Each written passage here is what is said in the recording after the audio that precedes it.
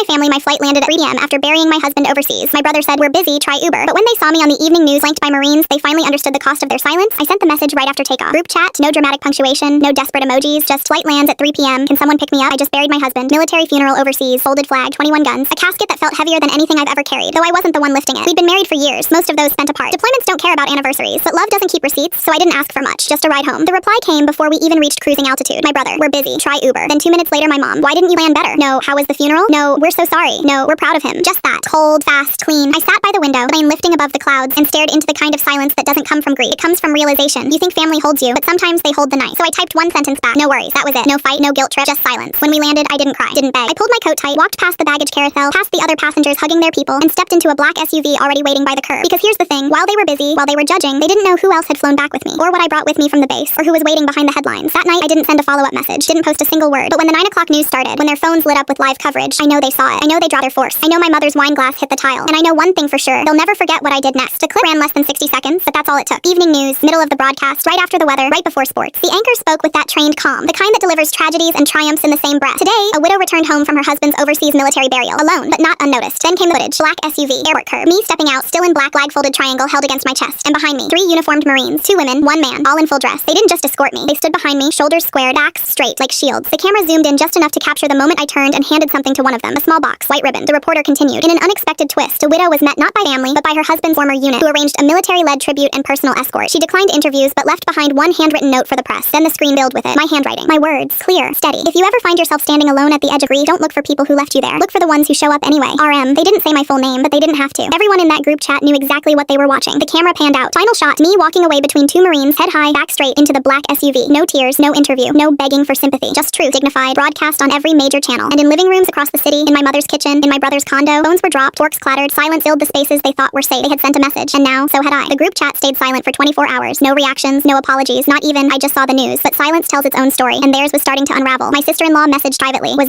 that you on Channel 5? I didn't answer. She didn't ask again, but word was spreading. That image of me flanked by Marines, wrapped in grief, but standing like a statue, was everywhere. And behind the scenes, the people who left me stranded were scrambling to rewrite history. My mom tried first. She posted an old photo. Me and my brother, maybe 7 or 8 years old, holding hands at a 4th of July parade. Caption, "Family above all, always." I didn't like it. Didn't comment. Didn't need to. Because the top reply was from someone else. You didn't even pick her up from the airport. It got shared, and then shared again. Not by me. By people who still believe loyalty is a two-way street. Then came my brother's turn. He sent a text. One line. "Didn't realize it was that serious. You should have said something." I read it twice. Laughed once. As if grief needs to RSVP. As if burying my husband in a country they can't even pronounce was something I should have packaged better. I typed one reply. Deleted it. Typed another. Deleted that too. And finally, I just sent, "You made your choice. So did I." No anger. No punctuation. Just a mirror. And the best part, I didn't have to say anything else. Because the media had already requested a follow-up segment, and this time, they wanted me to speak. Not just walk. Not just mourn. They wanted the story. And I had every intention of telling it.